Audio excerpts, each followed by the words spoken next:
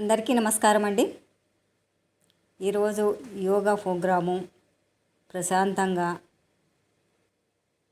మనము మెదడులో మైండ్లో ఏమి పెట్టుకోకుండా, మనసులో ఏమి పెట్టుకోకుండా రిలీఫ్గా ప్రశాంతంగా సైలెంట్గా మనం యోగా చేసుకుంటే మన ఆరోగ్యం బాగుంటుంది. మనము చేసే యోగా మన శరీరానికి పట్టేటట్టుగా అన్ని అవయవాలు చక్కగా మన ఆధీనంలో ఉండి మన మాట వింటూ ఉంటాయి. ఒక పక్క సంగీతం పెట్టుకొని, ఓ పక్క రేడియో పెట్టుకొని, లేదా ఓ పక్క టీవీ పెట్టుకొని, లేదా ఏదైనా సౌండ్ పెట్టుకొని అలా చేస్తే మనం చేసే యోగా ప్రాణాయామం తర్వాత ఏదైనా మనం యోగాలో ఏది పాటించినా కూడా అంత మైండ్కు ఎక్కదేమో అని నేను అనుకుంటాను. అందుకని సైలెంట్గా నిశ్శబ్దంగా ఉన్న ఒక రూమ్ చూసుకొని ఆ రూమ్లో చక్కగా మనం యోగా అయితే చేసుకోవాలి. ఈరోజైతే నేను చూపించే మంచి యోగా అంటే అందరూ చేసుకోవచ్చు, పెద్దల దగ్గర నుంచి పిల్లల వరకు. పిల్లలంటే మరి కాలేజీకి వెళ్ళే పిల్లలంత వరకు చేసుకోవచ్చు. నేను కూర్చునే పొజిషన్ మీకు చూపిస్తున్నాను. కాళ్ళు పొడుగా చాపుకొని నిటారుగా కూర్చోవాలి. ఇలా వంగినట్టుగా కూర్చున్నప్పుడు మనకు శరీరంలో బోన్స్ అనేది దెబ్బతింటాయి. యోగా చేసినప్పుడు ప్రత్యేకంగా యోగా మనం చేసేది యోగా కాబట్టి, ఆసనాలు కాబట్టి మనం ఆ కూర్చునే పద్ధతి మాత్రం కంట్రోలింగ్గా ఉండాలి. మనం చెప్పినట్టుగా, నేను చెప్పినట్టుగా స్ట్రెయిట్గా కూర్చోవాలి. ఎక్కడే కానీ వంగినట్టుగా ఉండొద్దు. కాళ్ళు పొడుగా సాపుకొని ఇలా రెండు చేతులు జోడించుకొని దగ్గరగా ఇలా మనం మీకు వీలైనంత వరకు ఒక్కొక్కరు బాగా ప్రాక్టీస్ ఉన్నవాళ్ళు ఆ కాళ్ళ పాదాల వరకు కూడా తిప్పుతూ ఉంటారు. ఈ తిప్పడం ఎందుకంటే చక్కగా మన బ్యాక్ పెయిన్ అంటారు చూడండి, బ్యాక్ పెయిన్, నడుము, వీపులలో నొప్పులు, పోట్లు, వెముకల నొప్పులు అని కొందరు చాలా ఇబ్బంది పడుతుంటారు. బ్యాక్ పెయిన్ అని. ఆ బ్యాక్ పెయిన్ మనకు రిలీఫ్గా ఉండడానికి చక్కగా పనిచేస్తుంది ఈ ప్రక్రియ. ఇలా పట్టుకొని ఇలా తిప్పుకోవడం అన్నమాట. పాదాల వరకు నుంచి మన ఒడి దగ్గర వరకు ఇలా తిప్పుకోవాలి. ఇది రైట్ సైడు తర్వాత లెఫ్ట్ సైడు వీలైనంత వరకు కూర్చొని ఇలా ప్రక్రియ అయితే చేయాలి. దీనివల్ల మనకు బ్యాక్ పెయిన్ అనేది సులువుగా తగ్గుతుందండి. అప్పుడప్పుడే స్టార్ట్ అయిన బ్యాక్ పెయిన్ అయితే ఇంకా మాయమైపోతుంది అనుకోవాలి. అంత రిలీఫ్గా ఉంటుంది ఈ ప్రక్రియ. ఈ యోగాలో అంత సులభమైన ప్రక్రియ.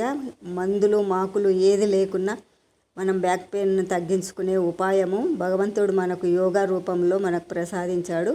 అలాగే రెండు పాదాల దగ్గర బొటిమెనేళ్లను ఇలా నడుము అంతా తల దగ్గర నుంచి వంచి బొటిమెనేళ్లను పట్టుకోవాలి. పట్టుకొని మీకు వీలైనంతసేపు ఇలా కూర్చోండి. వీలైనంతసేపు లేదా నెంబర్ లెక్క పెట్టుకోండి. అలా పెట్టినప్పుడు కూడా ఊపిరి మాత్రం ఎక్కడ బిగపట్టకూడదు. ఊపిరి వదులుతూ ఉండాలి, పీల్చుకుంటూ ఉండాలి. అప్పుడే శరీరంలో అనేది నరానికి మనము వదిలే ఊపిరి, తీసుకునే ఊపిరి అంటే గాలి, అది మన శరీరంలో మంచి ఆయుధంలాగా, మంచి ట్యాబ్లెట్ లాగా పనిచేస్తుంది. ట్యాబ్లెట్లు అనకూడదు కానీ చెప్తున్నాను. అంత సులువుగా మనం బ్యాక్ పెయిన్ అనేది, నడుము నొప్పులు అనేది ఈజీగా మనము సులువుగా ఈ పద్ధతుల్లో మాయం చేసుకోవచ్చు. ఈ రెండు బొటిమెనేళ్లను మాత్రం పట్టుకొని ఇలా తల వంచి నడుము దగ్గర నుంచి ఉంచుకోవాలి. వీలైన వాళ్ళు ఇంకా తలను మోకాళ్ళ పైన కూడా పెట్టుకొని యోగా చేస్తుంటారు. ఇది మనకు వీలుని బట్టి మనం ప్రక్రియలు అయితే చేయాలండి. చేత కాదు పూర్తిగా మోకాళ్ళు డ్యామేజ్ అయ్యి, నడుము డ్యామేజ్ అయ్యి, చేతులు డ్యామేజ్ అయ్యి, తల ఒక్కొక్కరికి తలలో నరాలు, మెడల నరాలు డ్యామేజ్ అయిన వాళ్ళు మాత్రం చేయకండి. నేను సూచనలు అయితే ఇస్తున్నాను. ఇప్పుడు మనము పద్మాసనం అయితే వేస్తున్నాము. పద్మాసనే పద్మకరే అని లక్ష్మీదేవి స్తోత్రం ఉంది కదా, ఆ పద్మాసనం అనేది ఈ పద్మాసనం వేసి చూసిన వాళ్ళకే, అనుభవించిన వాళ్ళకే ఆ అనుభూతి కలుగుతుంది. అంత చక్కగా మనకు శరీరంలో అబ్బా ఇంతకంటే ఇంకా హాయి మన శరీరానికి ఇంకేం కావాలి ఈ వయసులో అనేటట్టుగా మన శరీరాన్ని ఎక్కడెక్కడనో తీసుకెళ్తుందండి ఈ పద్మాసనము. అంత రిలీఫ్గా ఉంటుంది అన్నమాట. మీరు వీలైన వాళ్ళు ఒకసారి పద్మాసనం వేసి ఇలా చిన్మయ ముద్ర పెట్టుకొని హాయిగా మీకు తోచిన మంత్రాలు కానీ లేదా మీకు నచ్చిన దేవుడు స్తోత్రం కానీ చదువుకుంటూ కూర్చోండి. లేదా ఏది రాదంటే రామ రామ రామ అనుకుంటానే కూర్చోండి. లేదా ఓం నమః శివాయ, ఓం నమః శివాయ, ఓం నమః శివాయ అని ఉట్టిగా కూర్చోకుండా మనం భగవంతుడిని మన దృష్టికి తీసుకొచ్చుకొని మన మనసులో నుంచి ఆ పదం వాడుతూ ఉంటే భగవంతుడు ప్రశాంతంగా మన మైండ్ను కూల్గా మన యోగా అంతా శరీరానికి చక్కగా పనిచేసేటట్టుగా మనం ప్రశాంతంగా ఈ యోగాని అయితే చేసుకోవచ్చు.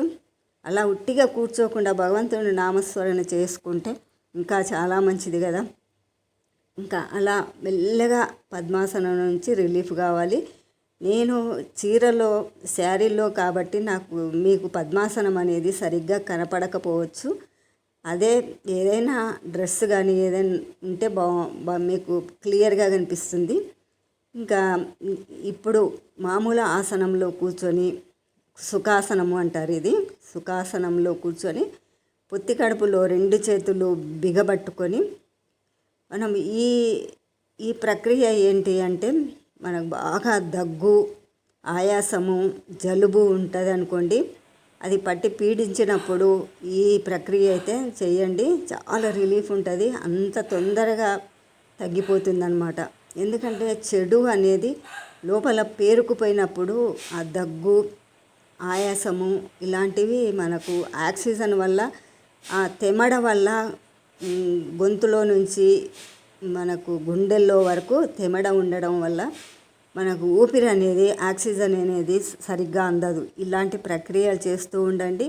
చాలా రిలీఫ్గా ఉంటుంది. ఆస్తమా ఉన్న వాళ్ళైతే ఇంకా మెరుగుపడవచ్చు అనమాట. మరొక ప్రక్రియలో మీ ముందుకు వస్తాను. ఓకేనా అండి? నమస్కారం.